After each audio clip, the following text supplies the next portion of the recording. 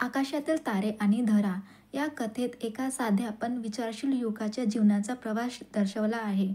आर्यन जो एका छोट्या गावात राहणारा शेतकऱ्याचा मुलगा आहे, त्याच्या आयुष्यात अनोख्या गोष्टी घडतात. त्याच्या मुळातच विचाराची गोडी आहे, पण त्याला एक दिशा शोधावी लागते. सुदर्शन नावाच्या एका वयोवृद्ध शास्त्रज्ञाच्या भेटीने त्याच्या जीवनाला एक नवीन दृष्टिकोन मिळतो. त्याच्या जीवनातील संघर्ष आणि स्वप्नाच्या मागे असलेला ध्यास त्याला एक उच्चतम उद्देश प्राप्त करण्याच्या मार्गावर नेतो. चला तर मग सुरू करूया आजची स्टोरी. रात्रीचे अंधार पसरले होते. गावातली सर्वजण आपापल्या घरी होते आणि काही ठिकाणी काही लोक गप्पा गोष्टी करत बसले होते. एका चहूबाजूच्या कोणत्यात कुठेतरी एक छोटा मुलगा उभा होता. त्याच्याकडे पाहणारे कोणतेही डोळे नव्हते. तो अगदी वेगळा होता. या शांततेत त्याचं अस्तित्व काहीतरी वेगळंच होतं.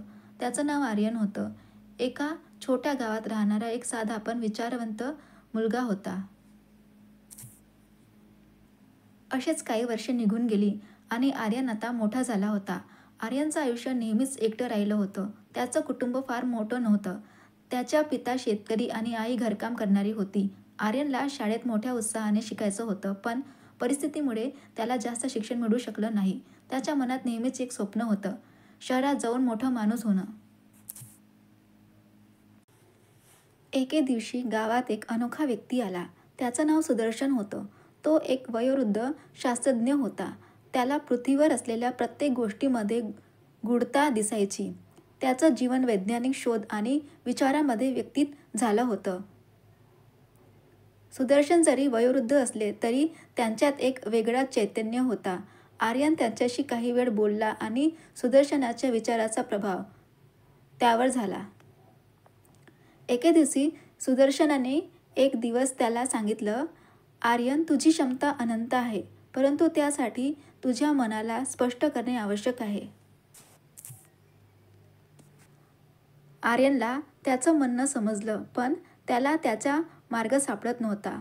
तो जास्त विचार करत होता, परंतु सुदर्शनाच्या शब्दांनी त्याला एक नवीन दिशा दिली होती. एक दिवस सुदर्शन यांनी आर्यनला एक पुस्तक दिलं. त्यामध्ये अंतराळ, ब्रह्मांड आणि पृथ्वीच्या अस्तित्वावर असलेल्या गूढ गोष्टीबद्दल विचार होते. आर्यन त्या पुस्तकात गोठला गेला. त्याने एक विचार केला, आपल्या जीवनाचा अर्थ काय? तो विचार करत राहिला. त्याच्या मनात एक विचार गेला, आकाशातील तारे खूप लांब आहेत, पण ते चंद्राची प्रकाशधारा धरून आपल्याला दिसतात. हेच आपलं जीवन आहे, दुसऱ्याच्या प्रकाशात जगण्याचं. त्याला समजलं की त्याच्या आयुष्यात चंद्राच्या शंकेचीच कल्पना आहे. त्याला अजून खूप काही शिकायचं होतं. त्याच्या मनातील अंधकाराला उधळून फेकायला आणि एक नवीन दिशा शोधायला तो तयार झाला. एक दिवस सुदर्शन यांनी त्याला एक शास्त्रज्ञाच्या शिबिरात भाग घेण्यासाठी आमंत्रित केलं. आर्यनने थोडा विचार केला आणि नंतर शिबिरात भाग घेतला. तो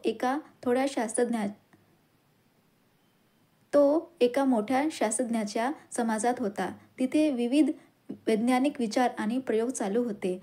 आर्यन त्या सगळ्या गोंधळात हरवला नाही. त्याने प्रत्येक गोष्टीचा अभ्यास केला.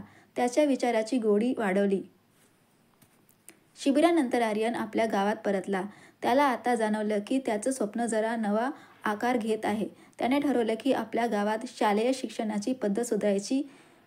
त्यासाठी त्याने सुदर्शनसारख्या शास्त्रज्ञाची सल्ला घेतला आणि काही साधे प्रयोग करून गावातील शाळेच्या शिक्षण पद्धतीला सुधारण्यासाठी मार्ग काढला. शिबिरानंतर आर्यन आपल्या गावात परतला.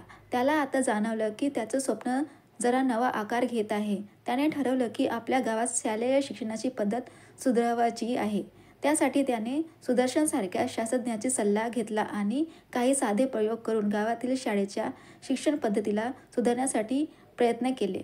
सुदर्शन यांनी त्याला सांगितले की तुझं शिक्षण हाच तुझा शस्त्र आहे, जो जीवनाच्या अंधकाराला उजळू शकतो.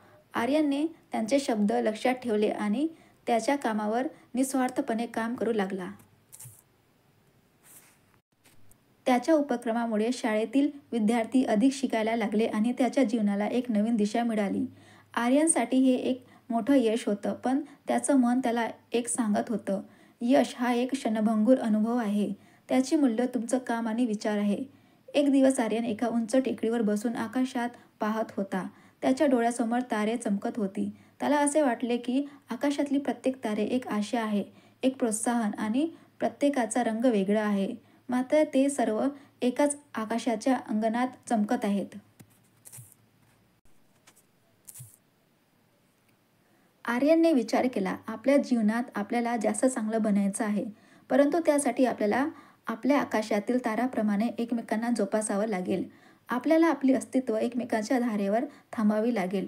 त्यानंतर त्याने ठरवलं की त्याच्या जीवन ज्या कार्यात उभं राहील ते कार्य त्याला अधिक कष्टातून परिपूर्ण करावं लागेल.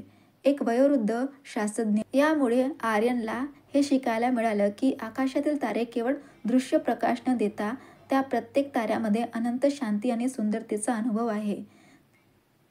त्याच्या जीवनाचा प्रत्येक वळण हे ताऱ्याप्रमाणे त्याला गोड असण्यासारखं वाटलं. आपण जे करतो तेच आपल्याला जगाची वास्तविकता असते, असा विचार त्याच्या मनात घर करू लागला. कथा एका साध्या युवकाच्या कष्टांनी जीवनातील एक उंच शिखरावर पोहोचण्याच्या प्रयत्नाचं चित्रण करते. आर्यनच्या जीवनातील तारे त्याच्या कल्पनेचे, त्याच्या कष्टाचे आणि त्याच्या विचाराची अनंतता यांचं प्रतीक आहे. त्याने ज्या प्रकारे आपल्या शिक्षणाने, कर्तव्यातून आणि संघर्षाद्वारे आपल्या जीवनाची दिशा बदलली, तोच खरा विजयी ठरला. कथा आपल्याला शिकवते की आकाशातील तारे आपल्याला दृष्टी देतात, परंतु आपली खरी प्रकाशाची किंमत आपल्या स्वतःच्या कर्तव्यात आणि विचारांमध्ये आहे.